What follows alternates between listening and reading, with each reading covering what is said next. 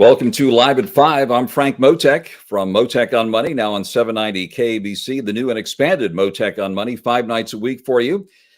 Number one for your business and consumer news here in Southern California. Happy and healthy New Year to everyone. Want to have a news-driven discussion tonight on a big issue facing folks here in Los Angeles. That is retaining and attracting talent here in the Los Angeles area. And we've assembled an outstanding panel of experts for you. Want to get started right away. We're talking to leaders in the talent and human resources business tonight. If you have any questions, you'll be able to ask them in the chat and YouTube, Facebook, LinkedIn, or whatever channel you're on.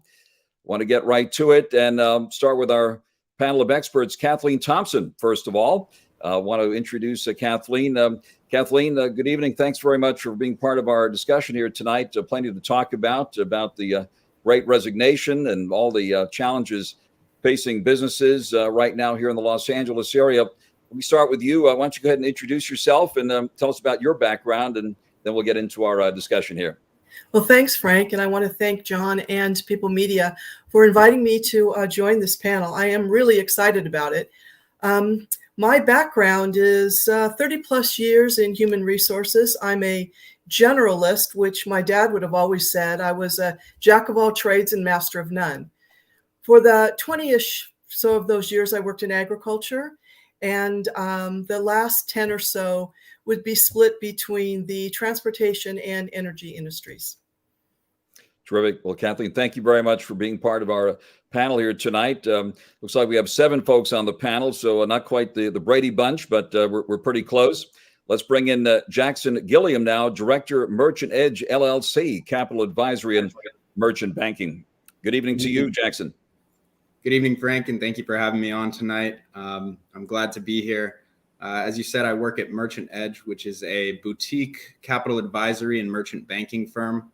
We're based in Washington, D.C. I myself am based in Washington, D.C., so I won't be able to opine too much on the LA-specific issues, but in my role at Merchant Edge, I find myself often recruiting for some of our venture projects and our merchant projects that are typically on the smaller, startup and very lean type of businesses. So I'll hopefully be able to give some insight on the lean side of, the startup business recruiting. Certainly, and many of the issues we're facing here in California have spilled over to all across the country. So thank you very much for that, Jackson. And also with us tonight, Mike Fitzsimmons, the CEO of Crosschq. Mike, welcome, and tell us about yourself and Crosschq here. Yeah, well, thank you so much for having me. Excited to be here tonight. So Crosschq is a data platform that helps companies optimize both recruiting, attracting talent, and keeping that talent. We're very proud that we work with over 150 some of the most innovative companies in the country, including many in Southern California. But that's what we're all about and what we're excited to contribute to the conversation tonight. Terrific. Thanks very much for being here, Mike. And Bev Wiesen is with us with Apex Executive Search. Welcome, Bev. Hi, Frank. Thanks so much for having me here tonight. Apex Executive Search is a boutique executive search firm. We are based in Southern California, but we work across the country and really work across the VP and C levels in almost all disciplines in that C-suite.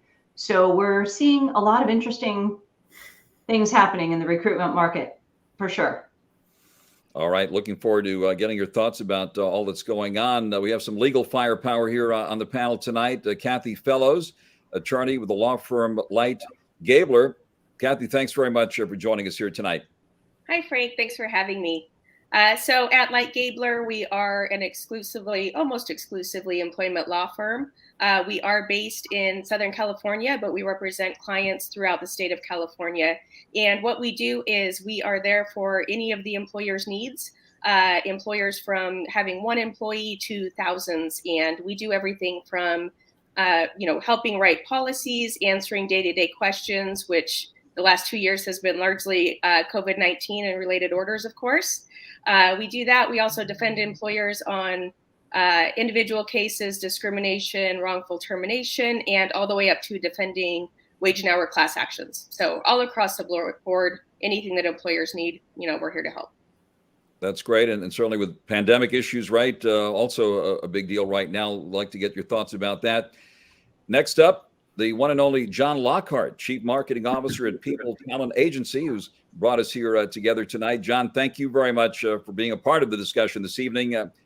Good evening to you, sir. Thanks, Frank, and thanks everybody for being here tonight. I'm John Lockhart. I'm at People Media Worldwide, and we focus on helping organizations tell their stories and do their marketing. And in these days where so many people are getting onboarded, we've worked with Amgen and Patagonia and companies like that. And new employees don't really understand what the companies do oftentimes until they read it in the paper or see it on TV.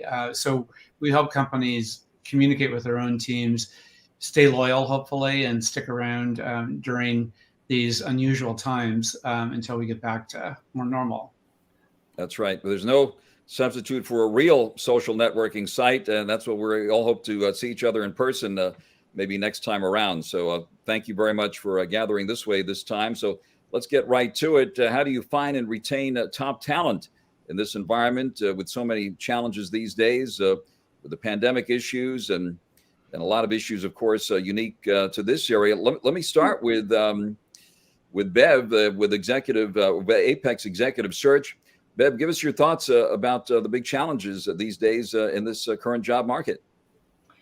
This current job market is fascinating and one I haven't seen before, honestly. I've been recruiting for over 3 decades, and this one's unprecedented. We're seeing the supply and demand equation is completely out of balance. For every position that's open, candidates have the opportunity to really take their choice. So we are not finding people being very, very responsive to things like LinkedIn postings or social media, really advertising. We're not finding much response, at least at the executive level, at the VP and C level. We are having to go in and drag people out of the positions that they're in.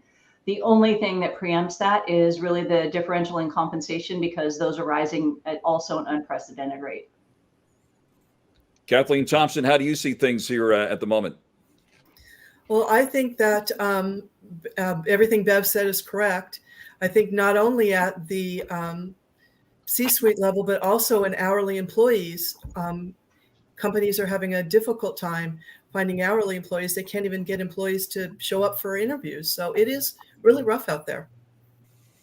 Certainly pandemic concerns also. We talked to Wolfgang Puck quite a bit about the restaurant business. That industry's faced many challenges, and even they say they, as a waiter, you can make $120,000 there. They're having trouble hiring. Mike Fitzsimmons, what are your thoughts about what's going on out there right now? Yeah, I think one of the greatest data points for me is the Starbucks across the street from our office, where they started closing at 5 and then 4 and then 3 and then 2, and now it closes at 1 because they can't get the thing staffed. So it's real, right? And I think that's the question I think a lot of us have is, how long is it going to be real for, and how much of this is a reaction to these market conditions versus sustainable into the future when the economy slows down a little bit and that sort of thing. So I think it is an amazing, remarkable time. The pendulum has shifted. Talent has more options than ever. I think there is no doubt that even in some of the jobs that we've historically thought of as being some of the most interesting in the world, I'll give you an example. One of our clients is the NBA and a number of NBA teams, and people would give up a hand to go work for an NBA team. They can't get people to come work for them because they have to be there at the stadium every night and that sort of thing, right? So you're seeing this dramatic reshuffle for sure. Priorities are changing with our talent, and subsequently decision making is changing for our companies. Isn't that something? Well, thank you for that. And Jackson, your thoughts about what's going on out there these days? I think it's important to try to understand the motivations and what is the cause of the decision-making process for the employees, and try to create a opportunity that aligns with their motivations and creates a meaningful work opportunity for them. It's going to be individually based, and it's not easy to do that in a large scale, but trying to build a personal relationship and understanding the individual so that you can make it a meaningful opportunity for that individual. Thank you for that. And certainly the legal profession's been impacted by the changes in the job market and the pandemic, with courts closed down and all that, and people thinking about what they want to do. Many attorneys are thinking that. Kathy Fellows, your thoughts about what's happening. All right, sure, Frank. So I agree with everything that everyone has said thus far. We're seeing the same thing both in our profession and in, with all of our clients as well. There's a huge shortage of employees, more competitive. I think employers are needing to look at alternative options. When everybody had to go remote or we had to look at alternative options, it seemed like it worked, possibly better than a lot of employers might have thought. And now I think employees expect that even more of, they might be looking at more work from home options. They might be looking at different flexible work schedules. In my profession in particular, I work primarily in the Los Angeles court system on the lawsuits that I defend. And we had options to call in prior to the pandemic. The pandemic expedited a video conference platform, which has worked great, frankly. I mean, it avoids traffic. We still go down for, trials and things like that when needed. But largely the video conference platform has worked really well, and it's really shifted the need to be in Los Angeles or California or Southern California in general. So we see people moving and we see people expecting different things. Thank you very much, Counselor. And certainly the conference business has been impacted. John Lockhart, your thoughts about retaining and attracting talent here in this business? Thanks, Frank. We really found that in the creative world that we live in, getting people on board and getting them to share ideas and brainstorm has been tough because you're working from home. And if you can get people excited on a Zoom call to share ideas, that's great. And we've pivoted a lot of our conferences and gatherings to Zooms, but people have said, I either want to wait until COVID's on the wane, or I want to pivot and do a hybrid event. So it's kind of all over the place, and just getting people to define and be tenacious about moving forward with whatever business they're in. That's been our challenge. It's been amazing to report recently that a record 4.5 million people resigned their jobs just before the holidays or during the holiday season in the month of November, according to the latest reading. They're calling it the Great Resignation, or as Dr. Mohammed Al-Aryan, the well-known economist, has called it, the Great Reorganization, as people think about what they want to do and reassess their lives with the pandemic issues still flaring up. Kathleen, maybe you can offer an explanation for what are people thinking these days, quitting their jobs even just before the holidays this past year.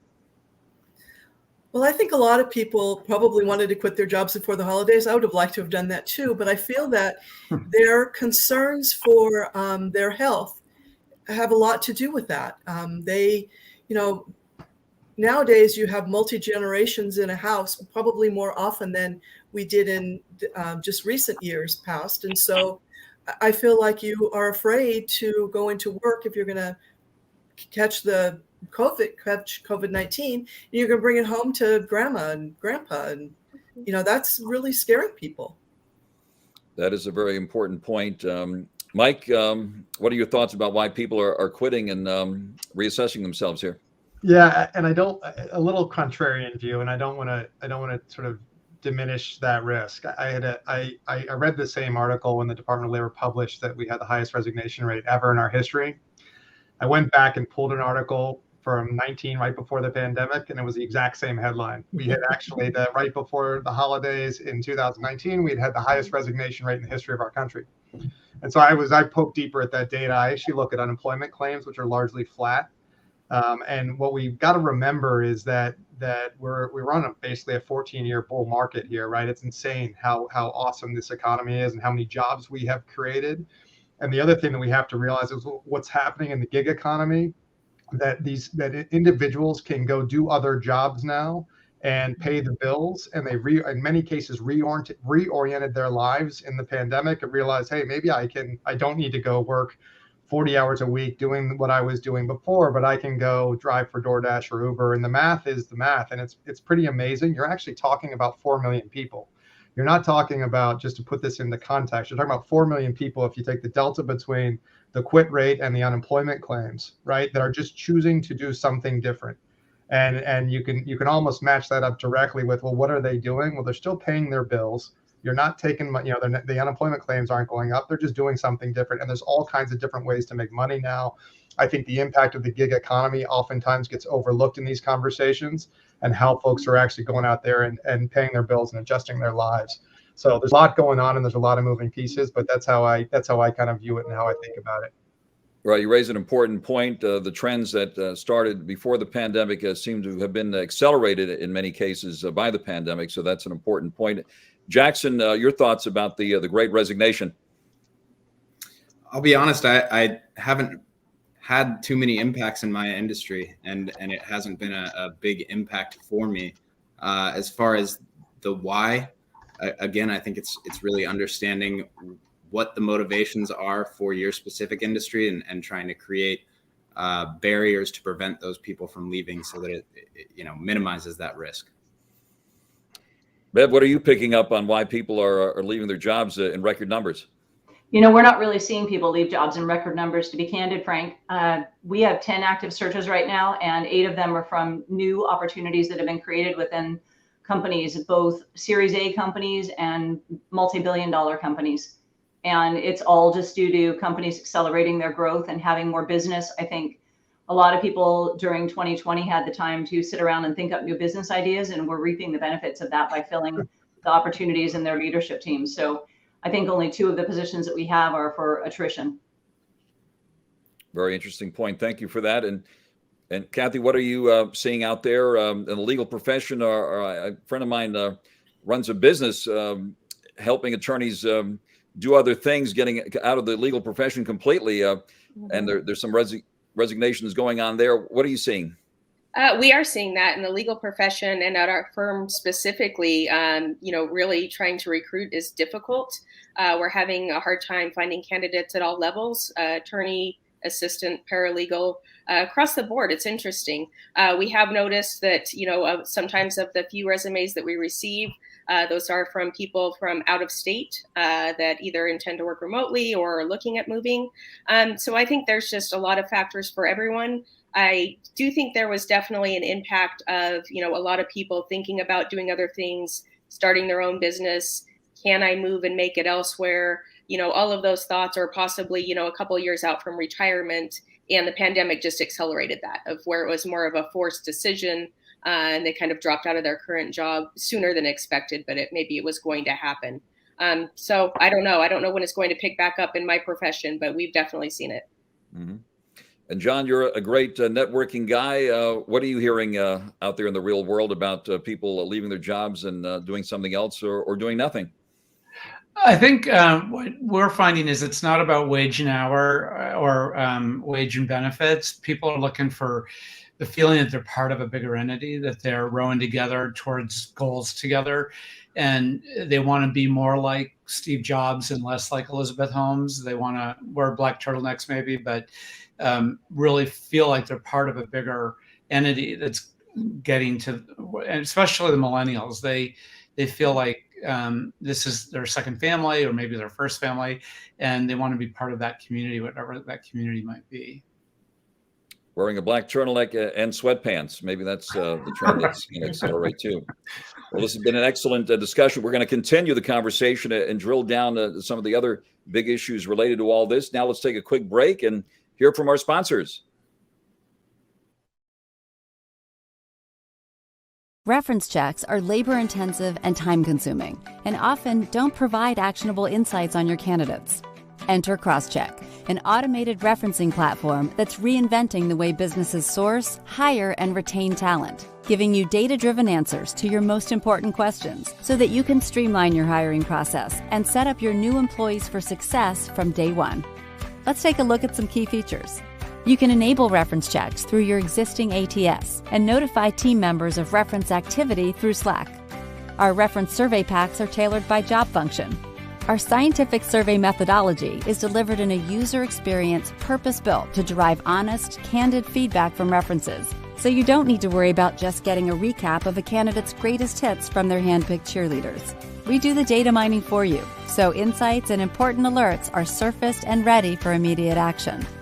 One of our most popular features is our reference opt-in program that converts those giving references into candidates for your other open roles, a huge help when it comes to sourcing talent.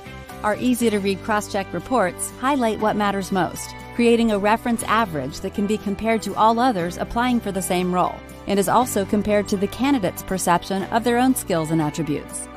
Candidate referencing is no longer something hiring teams have to do. Crosschq is making it an invaluable part of the hiring process. By removing bias and ensuring consistency in the candidate feedback loop, while providing a rich data set on each candidate, Crosschq referencing can help inform the entire hiring process, as well as onboarding and employee development plans for new hires, all while reducing your time to hire by up to 40%. Contact Crosschq today and start hiring better now.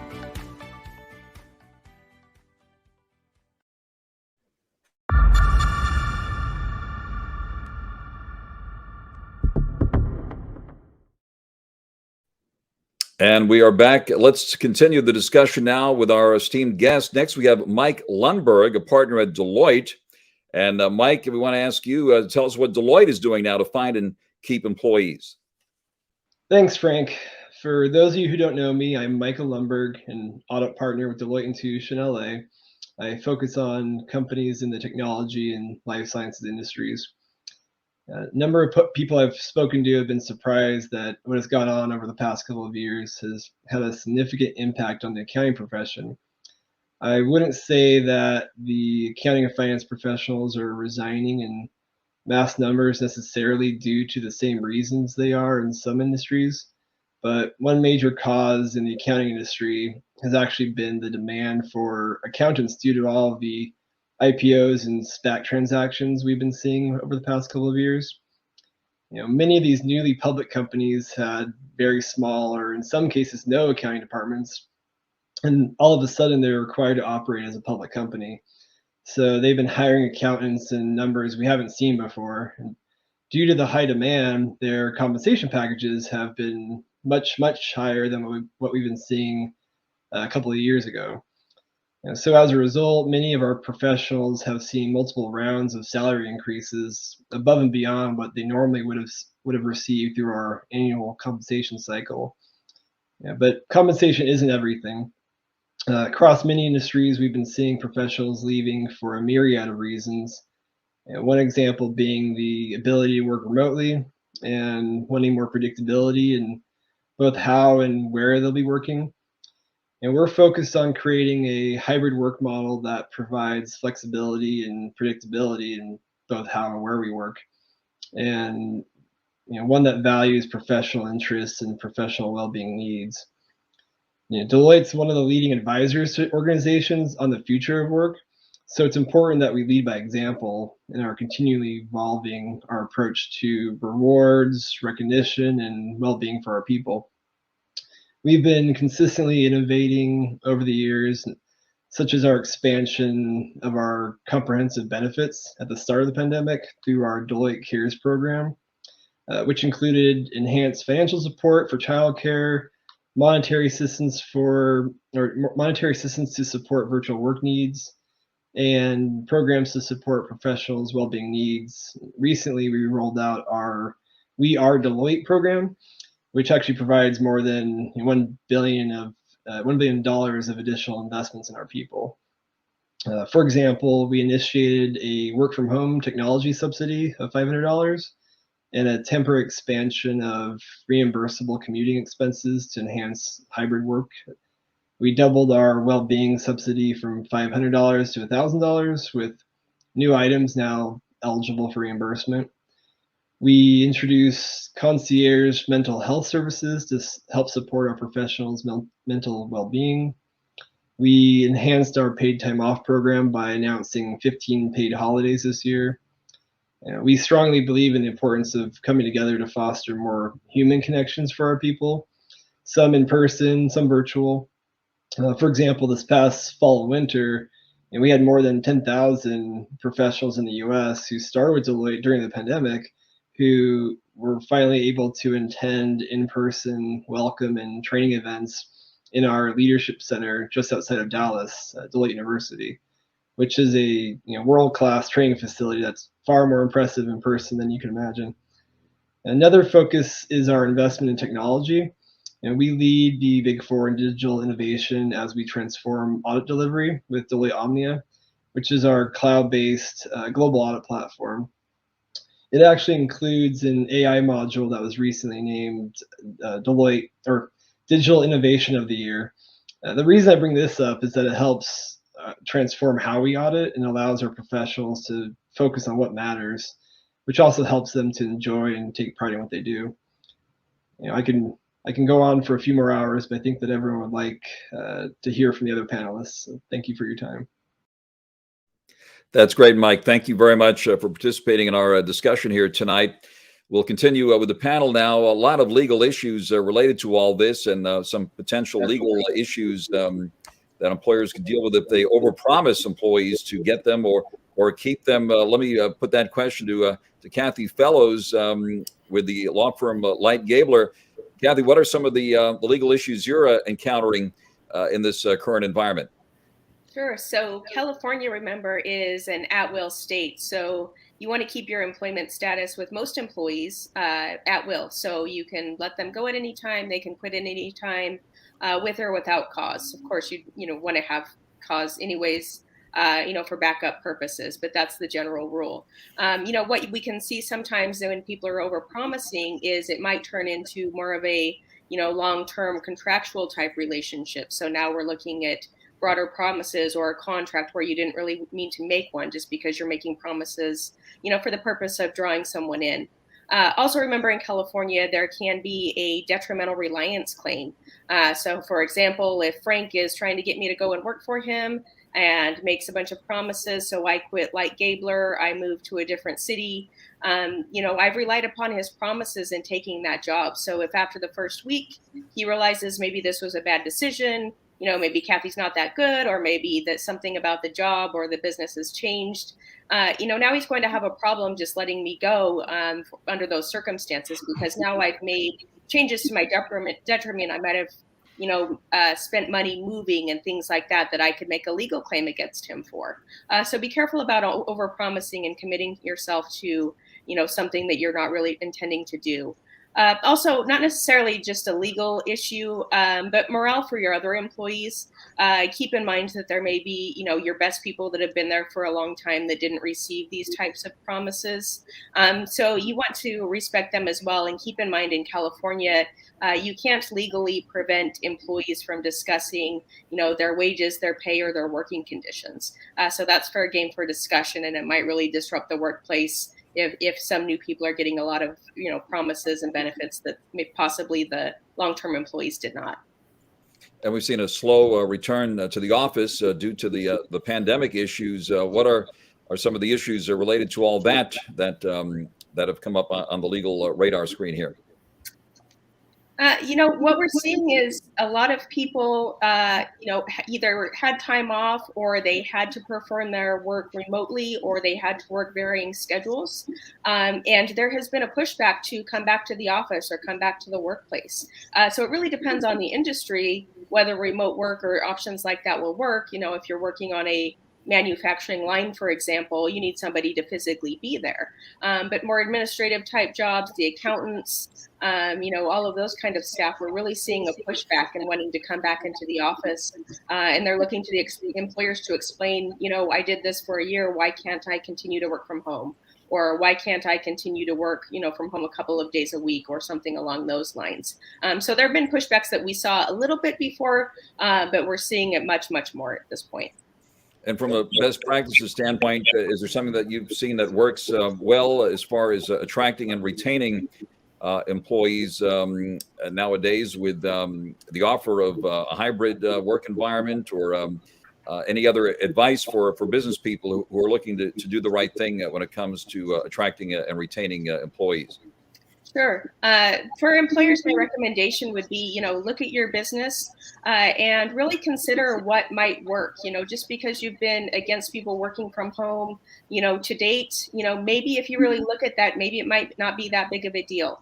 So things you can look at is, work from home options, you do have the option to make that a temporary agreement. We actually have written agreements along those lines that says this is temporary. It can be revoked at any time.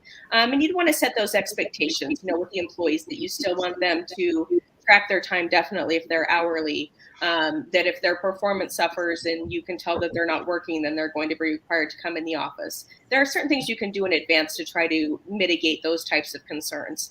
Also, what I've heard is people are looking for not just a hybrid schedule of working in the office 2 days a week and working from home the other 3, but it's really designed, they really want something that's more flexible. So if you can tell your employees, we need everyone here on Fridays for meetings, and we want you here one other day, but you can choose that day, if that's an option, it really might be enticing for some good people, and it might help, balance other things in their life. So just look at your business, consider what really is or is not an option based on what you do. And put that out there. Attracting and retaining talent is the topic tonight. We'll continue the discussion with our panel. We'll take a quick break. Stay tuned for more.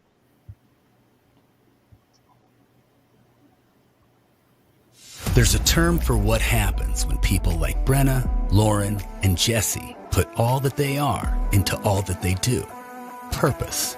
And it has the power to change what's possible, not only for themselves, but for the future of sport, of society, even the planet. Because when you connect purpose with action, anything becomes possible. Deloitte, proud sponsor of Possible and Team USA.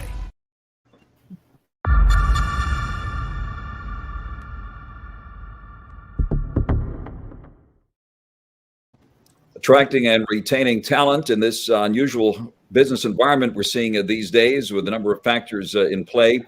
Let's talk to Kathleen now. Kathleen Thompson, regarding recruiting nowadays, what is the role of LinkedIn and other social media sites? Is that still pretty much the only game in town, or what are your thoughts about using social media nowadays? Well, I think social media definitely is the most used vehicle for people who are doing recruiting now, at least in the industries that I've been in. However, not all companies use social media. Quite often, you will find the companies and workers looking back to old school ways and methods of recruiting. So you would have job fairs. Job fairs are still very successful in recruiting both salaried and hourly employees. And hourly employees also would quite often respond to, let's say, a banner hanging on the side of your building. Help wanted. You see help wanted signs everywhere. Another thing is employee referral programs, and these work very well with hourly employees. So you could do those, and also community outreach. And by community outreach, I mean, if I'm looking for a mechanic, I may reach out to the local car clubs, because everyone that has a car has some mechanical inclination. And you might want to do a booth at a car show, because you'll definitely see people who are interested in mechanics at those places. One thing that I think people often overlook is temporary agencies. And again, I'm talking mostly for salary or for hourly employees. Temporary agencies are awfully good at attracting and recruiting unskilled or semi-skilled hourly workers. And oftentimes you'll find that some of your best hourly workers originally came to your company through temp agencies. Very interesting point. Thank you for that, Kathleen. And Mike, your thoughts about social media, and what about Crosschq as far as resources there? You just made me laugh when she was responding. I thought about one of my first jobs out of college. We were opening a call center, and I was relocated to Phoenix, Arizona, because that was the call center hotbed at the time. And I remember a Sam's Club was going out of business. We ran across the street and put flyers in the windows of all the cars to try and recruit the people that had gotten laid off to come in and for a job at our call center. And this was 25 years ago. And I think it's just an amazing thing that, yeah, we're going to always be innovative, and social media is an entry point. But I will also have to say that we're not very good at hiring, and we never have been. I mean, the data is that 46% of our hiring decisions are actually mishires. That average new hire doesn't last 18 months, right? And I do think that's a thing that, you know, we have to acknowledge as we go into this. And part of the core thing about your question is, and it's a three-part question. It's about how do I source, how do I select, and then how do I retain, right? And those are three very distinct things, believe it or not. And so I think part of what, to your question on Crosschq, what we do is bring data to the whole process. We're finally, for the first time, connecting pre-hire data on candidates with actual business outcome data to help you be more predictive that hiring decision is going to be right for the company, but also right for the talent, right? Because the reality of this whole thing is if I take a job that I'm not set up well to be successful at, you know, it's not good for me either. So I do think that's a key thing, that one of the great benefits of the modern age of technology and of the cloud and of artificial intelligence and machine learning and all these great terms you hear about, we have this data now, so we can get a lot more predictive on how we connect the dots between the hiring decision and the job and ultimately the work we're trying to get done. And this gets a little bit back to your question about the work-life balance and am I going to be remote work or not remote work? None of that stuff matters if we're not getting the job done. So if we don't all get better at connecting the dots between I'm hiring John to do the job and John's going to execute on the job, and if John executes on that job from the middle of nowhere, or if he does it from the factory floor, if the job's getting done, that's the end state we're looking for. So I think there's just a lot going on in there. Data is a big part of where this thing goes, but I do want to just reiterate that we've never been very good at it. We I think we misguide ourselves thinking we are, and so we all have to get better for both companies and for talent themselves. Thank you for that. And Jackson, your thoughts, some strategies for recruiting, finding talent in the environment that you're in, and your thoughts about the use of social media now. So in the environment that I'm in, I work a lot with startups, and in the startup environment, you find yourself on a lean budget very frequently. I find that creating the right incentive package is important to attract the right talent. A lot of times we are averse to fixed costs and salaries that are, going to put an undue burden on the business. So it's about aligning the goals of the business and aligning success of the business with the incentive of the employee and the hire. And I think that it's very important to not be greedy, and so to share in the successes, because as you grow the business, you want to have a bigger pie, not a bigger piece of a smaller pie. So that's generally the approach that I take when trying to recruit talent to the lean budget startup space. And Bev Wiesen with Apex Executive Search, the use of social media and other strategies. Bev, maybe you share your thoughts about what works nowadays. Sure thing. So social media at the VP and C level really doesn't work at all. Is the truth of the matter. People doing those jobs are either heads down and they're happy, or they're reaching out to their recruiter network or their professional network, but they're really not responding to social media. The companies that are posting on LinkedIn or other social media sites often don't have the capacity to respond to those people. So they've actually trained the candidates at that level not to respond to their ads. And so it's become less and less effective over time. So anybody who has a VP or C-level opening is either going to their employees, they're going to their network, or they're going to retain search most of the time. And fascinatingly enough, it's still a big deal, even for the VP and C levels. They don't want to be in the office full time either. So we're being very, very mindful about any work that we take that is requiring in the office work on any sort of a fixed schedule. I mean, we're turning down work right and left, and we have a waiting list right now to start searches, and we're not taking searches that require full time in the office, except for the search we're doing for SpaceX, because everybody thinks it's cool to be at a rocket factory. And it is, right? Absolutely.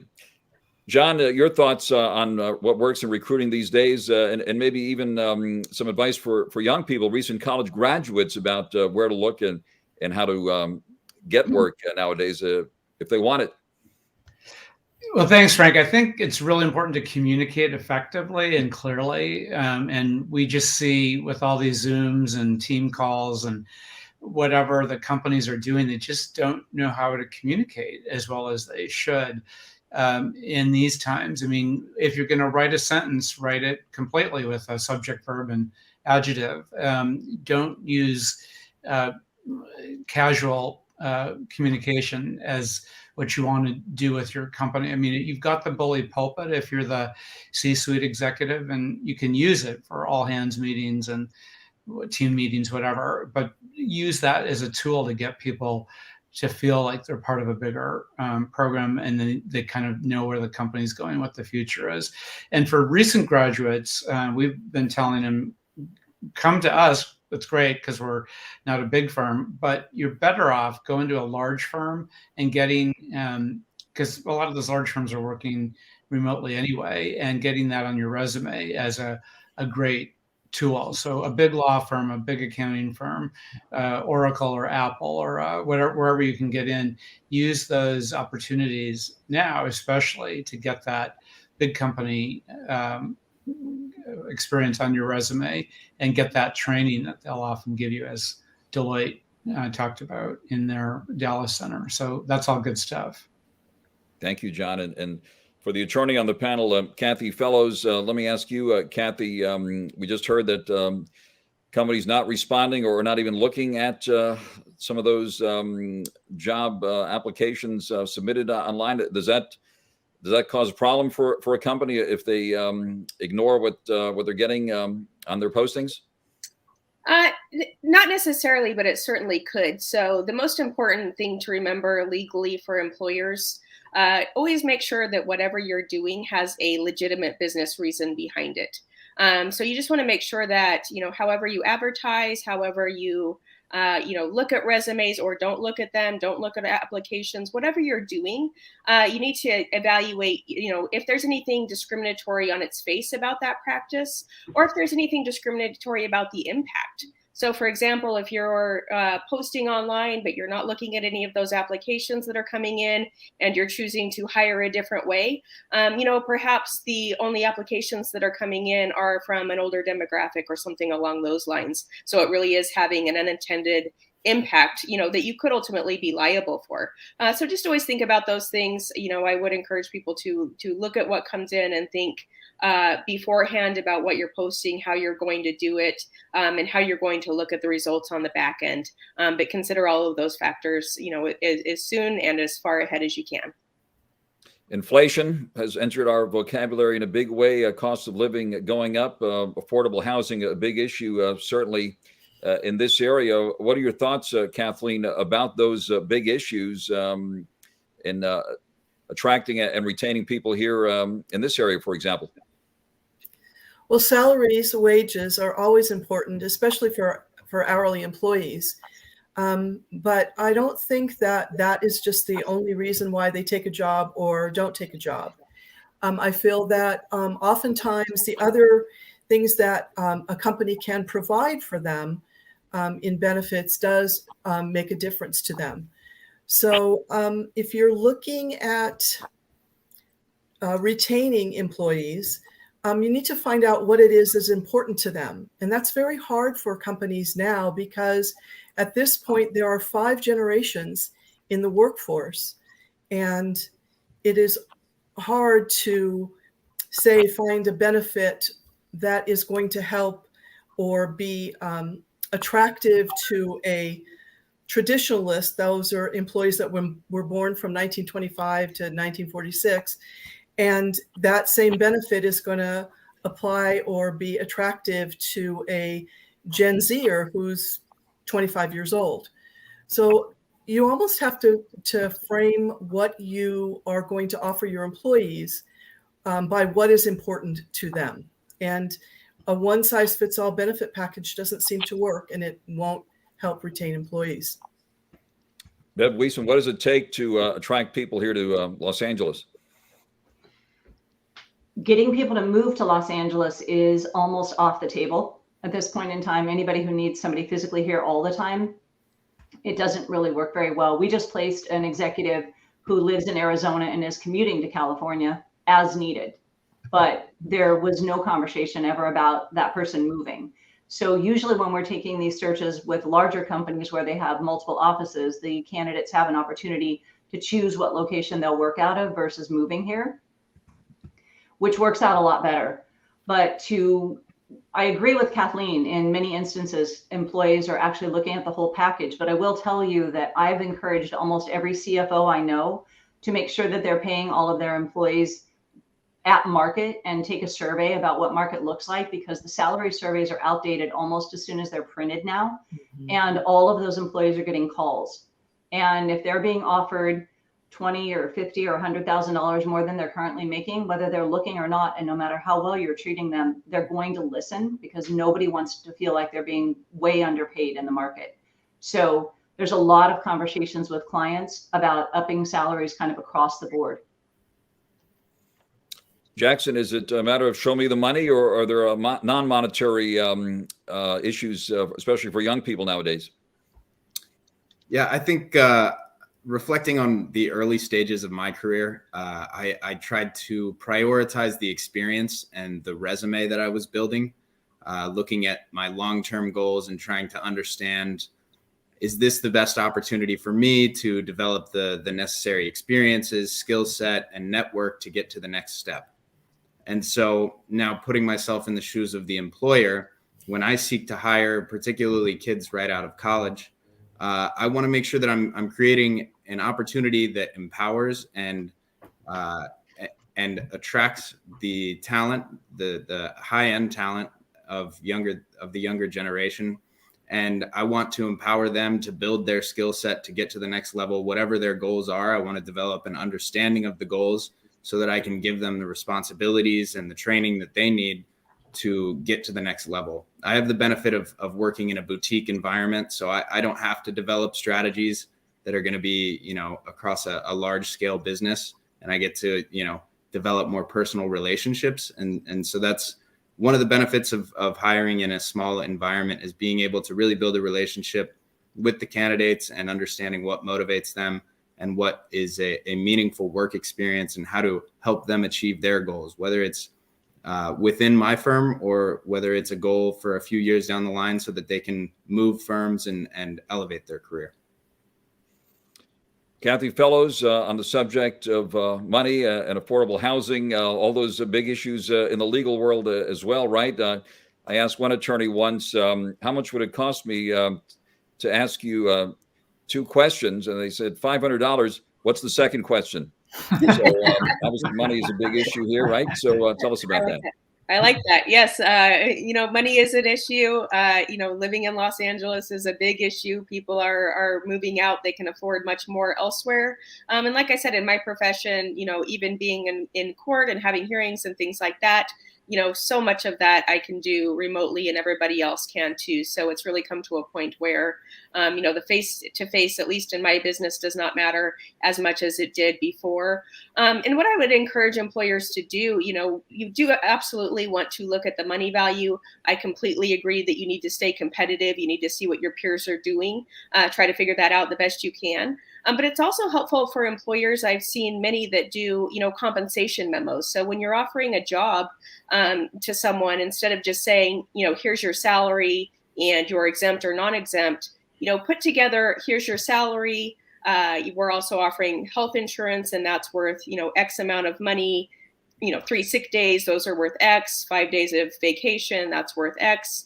Life insurance worth whatever, and here's your total compensation package. And that really shows the true value of the job and might be more enticing than just offering, whatever the salary or hourly rate may be. John Lockhart, some final thoughts here. I know you're a very optimistic guy, and here we have a new year, and everybody's hoping this pandemic will finally be over, and the economy will continue to roar, roaring 20s and all that. Give us your thoughts about the money issues and the issue of finding and retaining good people in this environment. Well, thanks again, Frank, and thanks for doing this. I know you have to be on the air in a few minutes, so I'll be brief. I think you have to give people hope and hope for the future, the near-term future and the longer-term future. I mean, we've been in an odd place for the last couple of years, but it's not going to last much longer, we hope. And people have to just think about what they want out of their professional life when we get back to normal, because it's going to happen soon. Fantastic panel. Well, thank you very much. We wish everyone here a happy, healthy, and awesome 2022. And it's been a pleasure to speak with you and meet each of you. And yeah, you have to pop on the air now on 790 KABC for Mottek on Money, which airs nowadays weeknights at 6 p.m. So check that out. And thank you very much for being with us. Hope you'll join us again every month on the third Tuesday of the month for more Live at 5 right here. Thank you very much, and good night.